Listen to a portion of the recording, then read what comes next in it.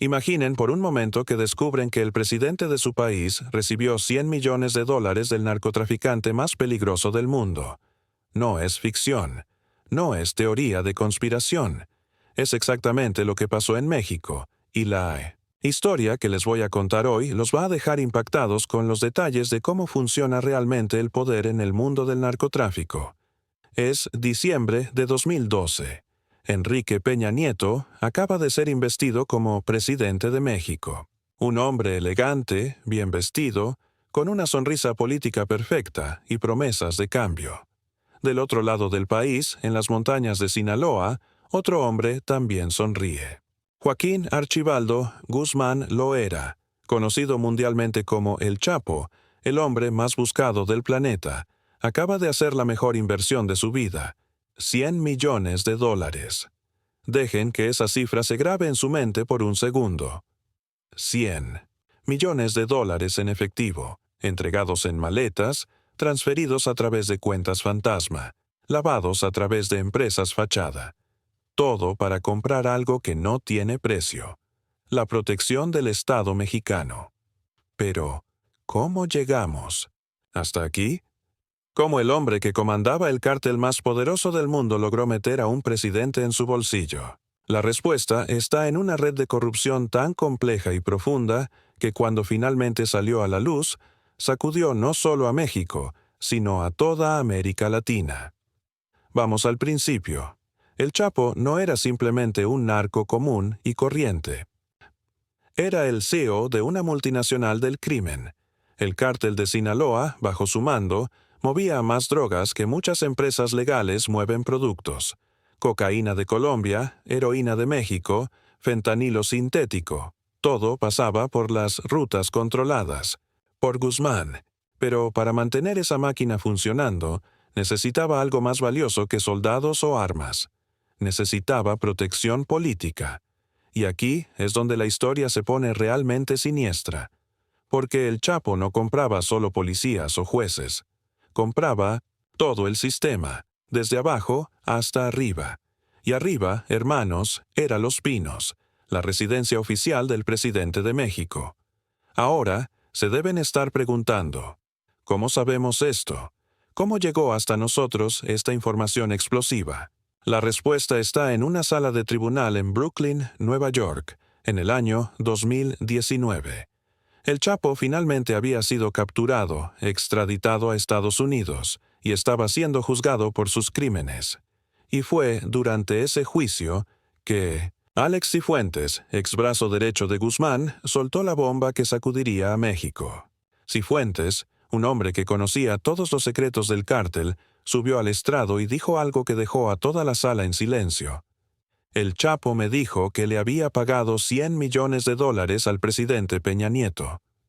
Las palabras resonaron por la sala como un disparo. Los periodistas corrieron a sus teléfonos. Los abogados se miraron incrédulos. Del otro lado de la frontera, en México, el escándalo apenas comenzaba. Pero seamos claros sobre una cosa: esta no fue una transacción única.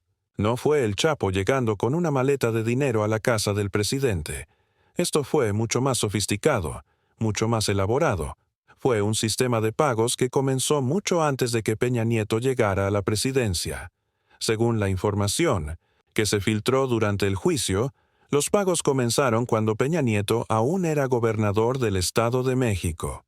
El Chapo, siempre visionario, siempre planeando 3 pasos adelante, ya sabía que ese político joven y ambicioso tenía potencial para llegar a la presidencia. Y cuando eso pasara, el Chapo quería tenerlo en su nómina. Los primeros pagos fueron menores, algunos millones aquí y allá, suficientes para garantizar que las operaciones del cártel en el Estado de México corrieran sin muchos problemas. Pero cuando Peña Nieto decidió competir por la presidencia, el juego cambió completamente. El Chapo no solo estaba comprando protección local, estaba invirtiendo en el futuro de todo México. Y funcionó. Durante el gobierno de Peña Nieto, algo interesante pasó. Mientras otros cárteles eran duramente perseguidos, mientras líderes rivales eran capturados o asesinados, El Chapo parecía tener una vida relativamente tranquila. Claro, hubo operativos contra él, arrestos espectaculares, fugas cinematográficas. Pero siempre había algo que no cuadraba. Siempre parecía que estaba un paso adelante de las autoridades. Ahora sabemos por qué. Estaba recibiendo información privilegiada. Los operativos policiales se filtraban antes de que ocurrieran. Las rutas de escape se preparaban con anticipación. El hombre más buscado de México tenía al propio gobierno trabajando para él, aunque fuera indirectamente. Pero aquí está lo que más impresiona de esta historia: la audacia. ¿Pueden imaginar? La conversación. El Chapo, sentado en algún escondite en las montañas de Sinaloa, llamando al presidente de México como si fuera un socio de negocios cualquiera. «Hola, presidente. Solo confirmando que el pago de este mes fue procesado. Ah, y por favor, ¿puedes bajarle a los operativos en la región sur? Tengo un cargamento importante pasando por ahí». Es casi cómico, si no fuera absolutamente aterrador, porque mientras esto pasaba, miles de personas morían en la guerra contra las drogas. Familias enteras eran destruidas. Jóvenes perdían sus vidas tanto por la adicción como por la violencia. Y el hombre que debería estar protegiendo al pueblo mexicano estaba, en realidad, protegiendo a quien los estaba matando. Pero la historia no para ahí. Porque cuando estas revelaciones salieron a la luz, la reacción fue exactamente lo que ustedes se imaginarían. Peña Nieto lo negó todo categóricamente. Llamó a las acusaciones falsas, difamatorias y absurdas. Sus abogados salieron en defensa, diciendo que eran solo intentos desesperados de un criminal condenado para reducir su condena. Y saben, ¿qué es lo más frustrante? Que técnicamente tenían razón sobre una cosa. Alex Cifuentes realmente tenía interés en cooperar con las autoridades estadounidenses. Los criminales que colaboran con la justicia muchas veces reciben sentencias reducidas. Entonces, ¿estaba mintiendo para salvarse? Aquí es donde la cosa se complica. Porque, por un lado, tienes a un ex narcotraficante haciendo acusaciones serias contra un ex presidente. Por otro lado, tienes una montaña de evidencia circunstancial que apoya esas acusaciones. El timing de los arrestos de El Chapo que siempre fallaban en el último momento. Las rutas de tráfico que parecían cambiar mágicamente siempre que las autoridades se acercaban. El crecimiento exponencial del cártel de Sinaloa durante el gobierno de Peña Nieto. Y hay más. Cifuentes no fue la única persona en hacer este tipo de acusaciones. Otros miembros del cártel, en interrogatorios separados, contaron historias similares sobre pagos a autoridades mexicanas de alto nivel. Algunos mencionaron números específicos, fechas, métodos de pago. Claro, todos tenían sus propias motivaciones para cooperar, pero cuando varias fuentes independientes cuentan historias que coinciden, empiezas a poner atención. Pero hablemos del impacto real de todo esto. Porque no se trata solo de política o corrupción. Se trata de vidas humanas. Durante el gobierno de Peña Nieto, más de 100,000 personas murieron en conflictos relacionados con el narcotráfico en México. 100,000 vidas perdidas mientras el presidente supuestamente recibía dinero del hombre que alimentaba esa violencia.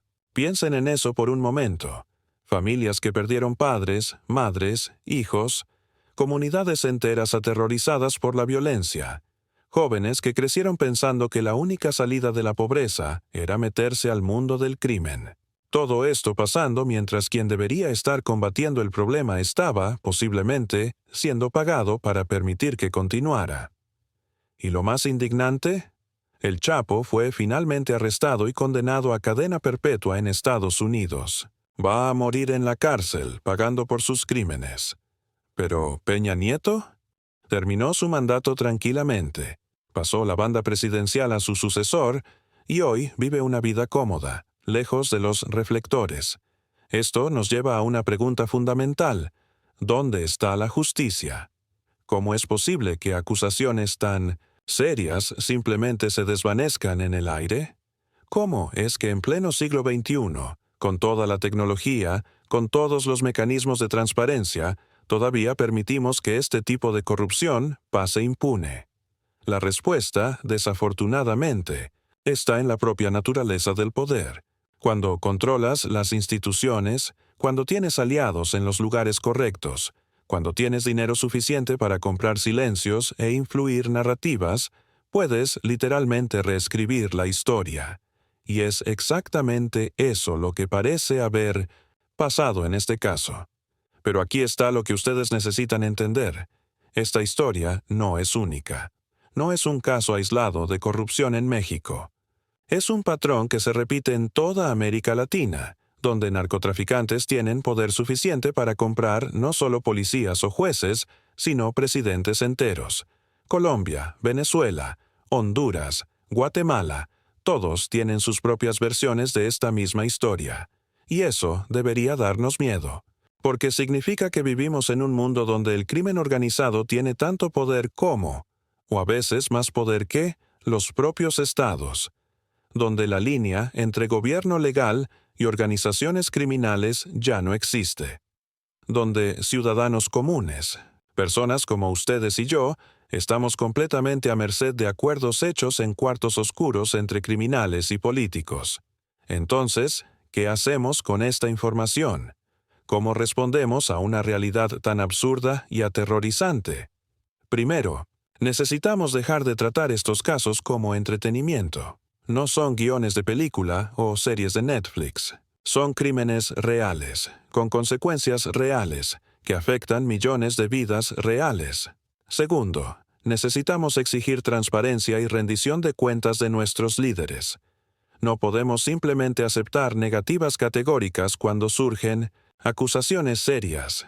Necesitamos investigaciones independientes, prensa libre, instituciones fuertes que no sean cooptadas por el poder político o económico.